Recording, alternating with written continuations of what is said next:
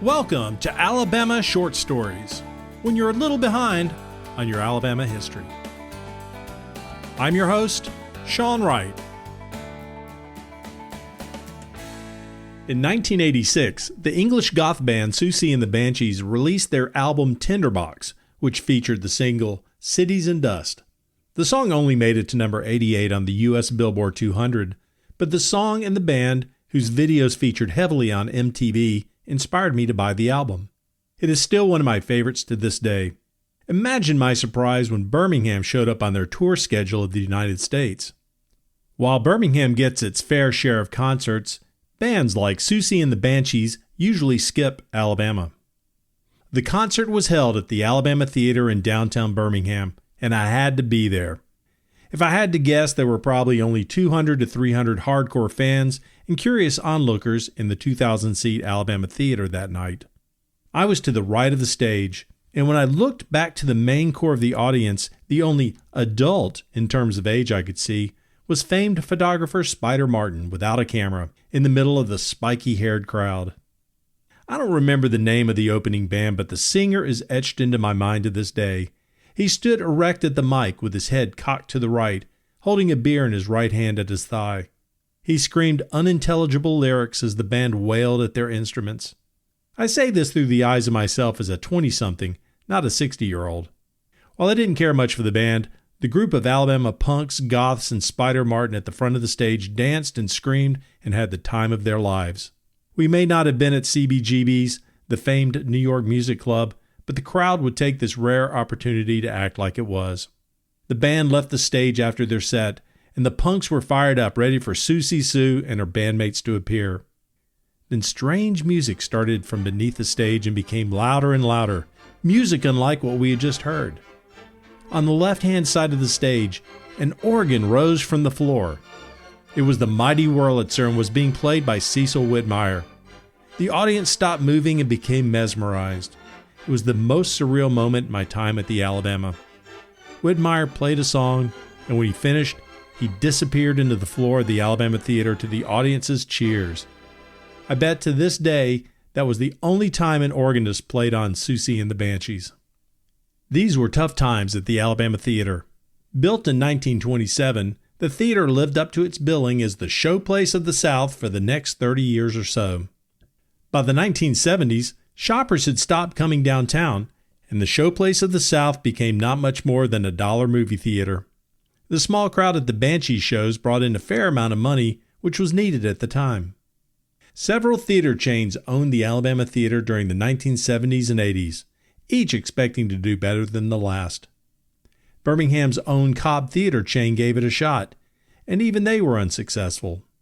The theater was sold to real estate developer Costa and Head, who had been renovating downtown Birmingham.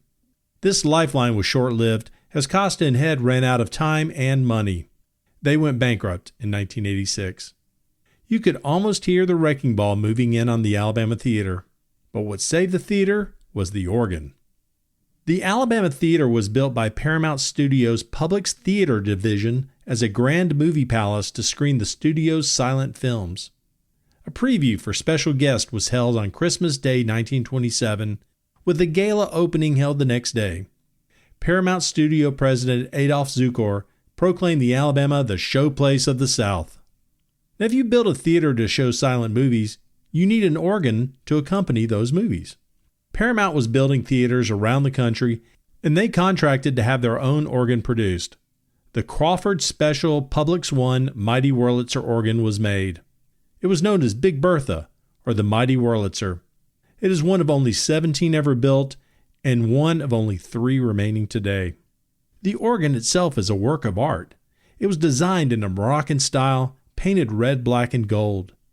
The organ plays the standard assortment of pipes you would recognize from a church, but it also plays the piano, marimba, xylophones, glockenspiel, wind instruments, drums, blocks, and various whistles, cymbals, and triangles.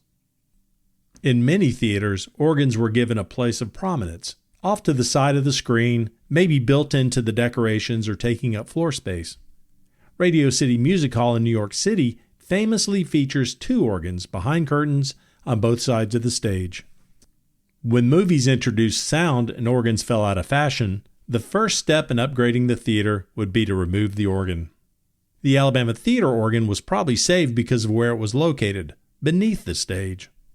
The organ could be played out of sight or raised to stage level. This unique feature is probably what saved the organ. Out of sight, out of mind. It was probably easier to leave it where it was than to take it out. When the Alabama Theater and the rest of downtown Birmingham started its downward spiral in the late 1960s, the Atlanta chapter of the American Theater Organ Society knew about the Mighty Wurlitzer. They traveled to Birmingham to save the organ. This interaction and help from local volunteers eventually led to the creation of the Birmingham chapter of the society. Through the 1980s, the chapter worked to keep the organ in working shape. It looked like the end was near when owners Costa & Head went bankrupt. A plan was hatched to buy just the organ from the bankruptcy court, but the society was refused. They realized the only way to buy the organ was to purchase the entire theater. The Birmingham chapter of the American Theater Organ Society took control of the theater and saved the organ. But it was a challenging decade before the theater finally found its footing and started to be used more and more, making it financially stable. Birmingham Landmarks was established to run the theater, and they installed Cecil Whitmire as executive director, which he held until his passing. The Siouxsie and the Banshees show was held during a low point in the theater's history and in downtown Birmingham. As Siouxsie Sue sang the hit single Cities and Dust, she could just as easily been talking about what was right outside the door of this grand theater. Now, in my mind, the concert was pretty tame, and the audience looked worse than their bite. As the Goths and Spider Martin emptied onto 3rd Avenue North, Cecil Whitmire and Tom Cronier walked down the aisles to clean up before heading home. Whitmire looked down a row and saw that a knife had slashed the upholstery on 2 seats. Whitmire placed his hand on the seat and, looking to the back, said to the theater itself, I'm sorry, you deserve better than this. We will never let this happen again."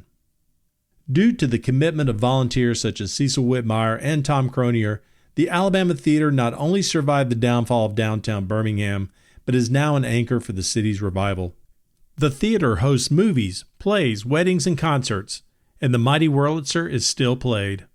If you haven't been to the Alabama Theater, you need to move it off your bucket list and go. I suggest you go when they screen the silent film The Phantom of the Opera, accompanied by the Mighty Wurlitzer. Thanks for listening to this episode of the Alabama Short Stories Podcast. If you enjoyed listening, I would appreciate it if you would rate it and leave a review on Apple Podcasts and Spotify if you listen there. And if you know someone who might like to hear these stories, share this episode with them and encourage them to subscribe.